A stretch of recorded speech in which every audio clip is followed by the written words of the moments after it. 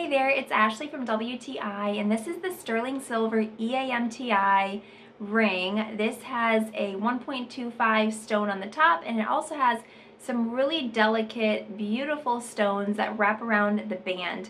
What I like about this ring is that it is a fantastic price for sterling silver, which is really hard to come by, and it looks real. So the reason why I get these rings is because I don't want to wear my real ring on vacation, and so I get this as a dupe, and it works perfectly. It's super shiny, it sits up high, and from a distance you cannot tell that it is not a real diamond.